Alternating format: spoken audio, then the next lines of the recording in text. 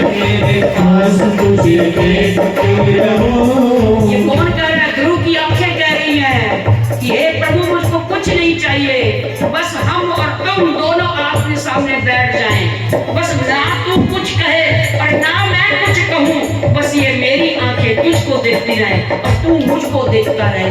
बस इसी रूप का मैं ध्यान करता रहूं, बस और मेरी आंखें कुछ मांगती नहीं। नहीं बेटा, ये तो मैं तेरे को दूंगा, लेकिन तू कुछ कामना, घर से जब तपस्या कर निकला था कामना लेकर के निकला था, अब उस कामना को भी पूर्ण करूंगा। मम दर्शन फल परम अनूपा और जीव पावहि निज सहज स्वरूपा। बेटा, ये तो मेरे शंख का, मेरे जो तूने तपस्या की है, मेरे दर्शन जो तूने किए हैं, उन दर्शनों का फल मिला कि दर्शन करके तेरी संसार की समस्त कामनाएं खत्म हो गई हैं। लेकिन फिर भी बेटा, तो कामना के लिए घर से निकला था, इसलिए जाओ वापिस, मैंने तुमको दर्शन दे दिए। इसी प्रकार से नाम रूप लीला धाम जो गुरु ने तुम्हारे पर कृपा की है, इसी का ही जप चिंतन करते रहना और तुम जाओ घर वापस। पहले 36,000 तक तुम शासन करोगे, राजगद्दी पर बैठोगे, तुम्हारा विवाह होगा, सब बता दिया। अब भगवान की बात को मानना पड़ा। अब ये ध्रुव रोता हुआ आ रहा है, भगवान के दर्शन करके आया है, लेकिन रोता हुआ आ रहा है। क्यों? क्योंकि कह सारी मैंने कामना की भी तो क्या की। मतलब जिसको भगवान के एक बार दर्शन हो गए, जिसने इस रस को पी लिया, उसको क्या संसार का रस आएगा? क्या संसार की उसकी कोई इच्छा रहेगी? क्या संसार उसको अच्छा लगेगा? नहीं लगा। भगवान को प्राप्त कर लिया, लेकिन भगवान की बात माननी पड़ी और ध्रुव ने शासन किया आगे जाकर के 36,000 वर्ष तक। और तब तक रोता रहा कि हाय मैंने क्या मांग लिया, मैंने भगवान से भगवान को मांगना था। और फिर अंत में वही हुआ जो भगवान ने कहा। 2 पत्नियां हुई, 2 पुत्र हुए। अपने पुत्र वत्कल को, उत्कल और वत्कल 2 पुत्र हुए। वत्कल को शासन दे करके फिर वापस आ गया। कहाँ? अब कोई पूछता है कि जब भगवान की प्राप्ति हो गई थी, फिर ध्रुव क्यों आए बुढ़ापे में जंगल में तपस्या करने के लिए? कहते पहले जो क्या, जैसे हम कहते हैं ना, कमा लिया, कमाई है और फिर कमा करके बुढ़ापे में खाते हैं, ऐसे ही उसने भगवान को पाया है, भगवान को प्राप्त तो कर लिया है, लेकिन भगवान को खाया नहीं है, अर्थात उसका रस नहीं लिया।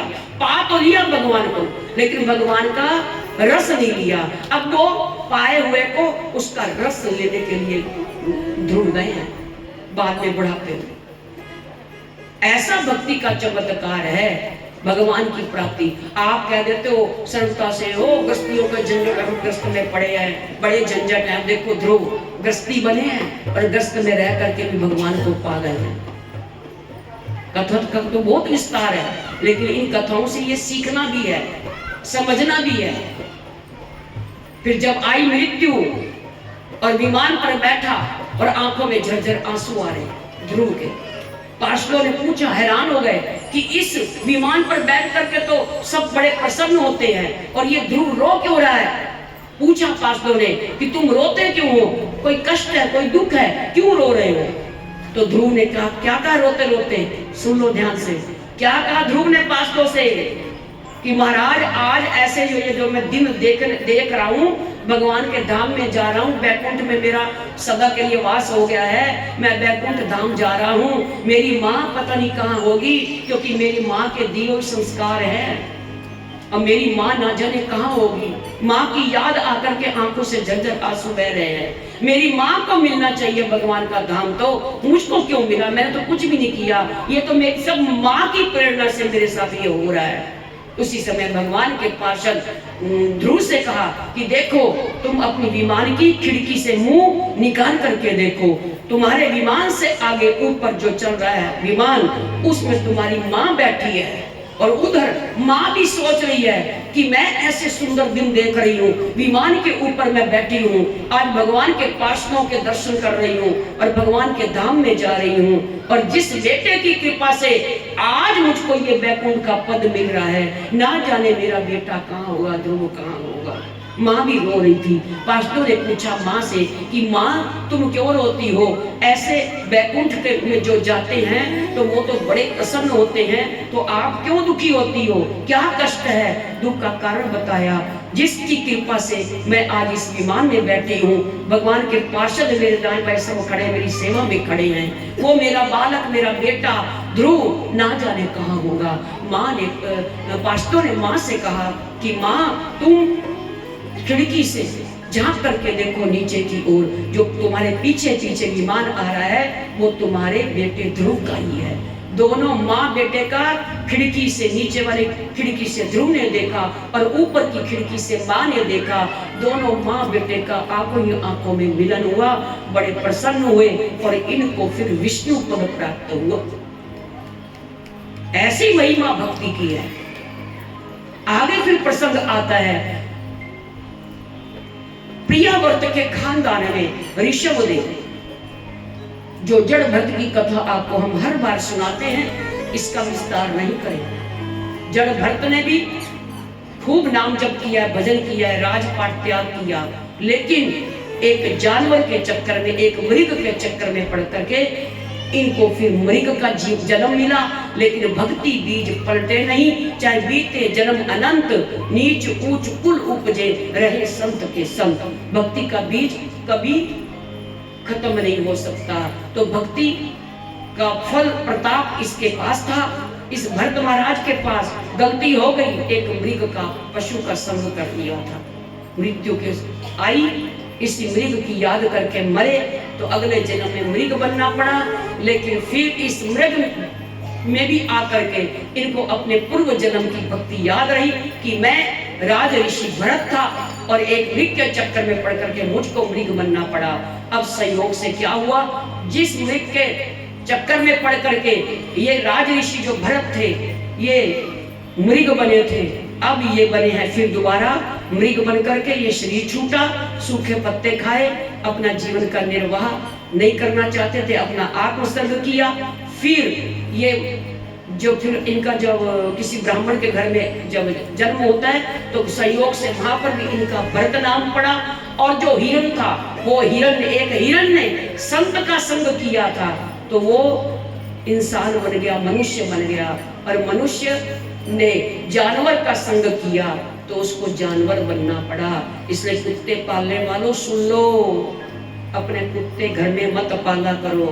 अगर पालना ही है तो गौओं को पालो ना।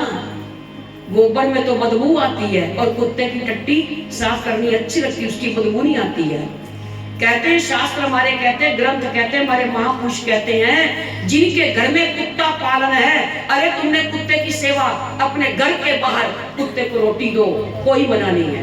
कुत्ते को चोट लग गई है, कोई चलता फिरता कुत्ता है, उसका तुम इलाज भी कर सकते हो, उसकी तुम सेवा कर सकते हो। लेकिन अपने घर से बाहर कुत्ते को अगर तुमने टच भी कर लिया तो तुमको नहा करके रसोई में खाना बनाना चाहिए। और लोग कुत्ते घर में पाल रहे हैं, अपने बिस्तरों में उनको सुला रहे हैं। हमने खुद देखा है चंडीगढ़ में, कुत्ता उस लड़की के पास कंबल में सोता था। उनके घर में अगर ठाकुर जी की सेवा, मंदिर भी है ना, सच बात है, वो सेवा भी उनकी स्वीकार नहीं होती जो कुत्तों के घर में रखता है। कुत्ते नहीं रखने चाहिए, कुत्ते गलियों के लिए होते हैं, कुत्ते घर के लिए नहीं होते हैं। घर के लिए तो गौ माता होती है, गौ माता की सेवा करो, घर पवित्र हो जाए, लक्ष्मी वास करे, रोगों की निवृत्ति हो जाए, अशुद्ध वातावरण जो है वो शुद्ध हो जाएगा। गौ पालन करो, कुत्ते पाल लेते हैं। और फिर एक कोई है कुत्ता और उसकी कोई टांग टूट गई, 40,000 लगा उस कुत्ते की टांग के इलाज करने के लिए, और दान करने के लिए 150 रुपए नहीं निकलेगा महाराज, गुंजाइश नहीं। तो ये सब अपवित्र है, कुत्ते को पालन नहीं करना चाहिए। फिर वही दशा होगी जैसे भरत महाराज की हुई। तो भरत महाराज ने भी भजन खूब किया, अपना राजपाट त्याग कर लिया, लेकिन ये सब राजपाट त्याग करके भी अज्ञानता में फंस गए। एक मृग के बच्चे का पालन की, इसका कौन पालन करेगा, इसलिए इसका कौन है इसलिए इसकी सेवा पहले कर लूं, भजन मैं बाद में कर लूंगा। और हम भी हर रोज यही गलती करते हैं। कोई नहीं, बेटा हो गया, अब बेटा बड़ा हो जाएगा, फिर स्कूल चला जाएगा, फिर मैं भजन करूंगी, फिर मैं सत्संग में जाऊंगी, फिर करके कहानी खत्म हो जाती है। लेकिन संसार के जो कर्तव्य, जो हमको काम है, ये हमारे काम कभी समाप्त नहीं होते हैं। मनुष्य जन्म यूं ही खो देते हैं। इसलिए मानुष जन्म मिला है, इस मानुष जन्म का पूरा लाभ उठाओ, हमारा ये जन्म लेना सार्थक हो जाए। इसीलिए कहा, संतन के संग लाग रे तेरी अच्छी बनेगी। संतन के संग लाग रे तेरी अच्छी बनेगी। संतन के संग लाग रे तेरी अच्छी बनेगी। संतन के संग लाग रे तेरी अच्छी बनेगी। अच्छी बनेगी तेरी किस्मत जगेगी। अच्छी बनेगी तेरी किस्मत जगेगी।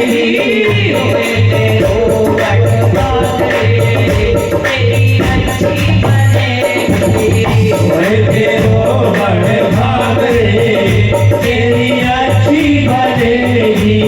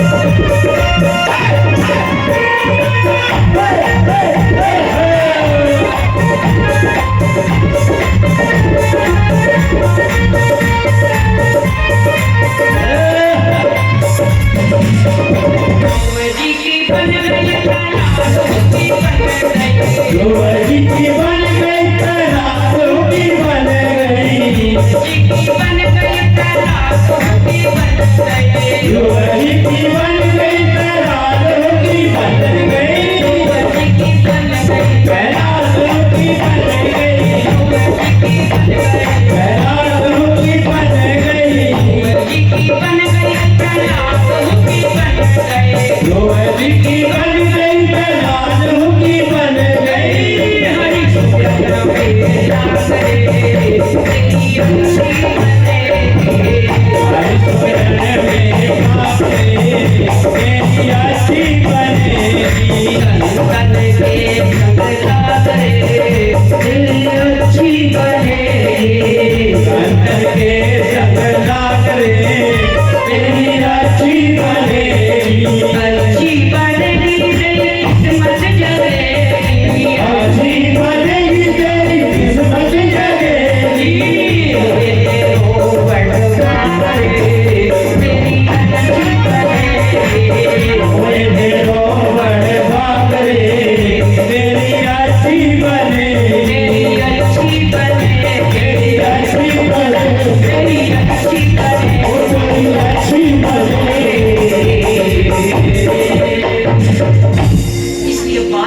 यही कहा जाता है कि संतों का संग करो, श्रवण करो, श्रवणम कीर्तनम, स्मरण, स्मरण मतलब चिंतन भी करो, नाम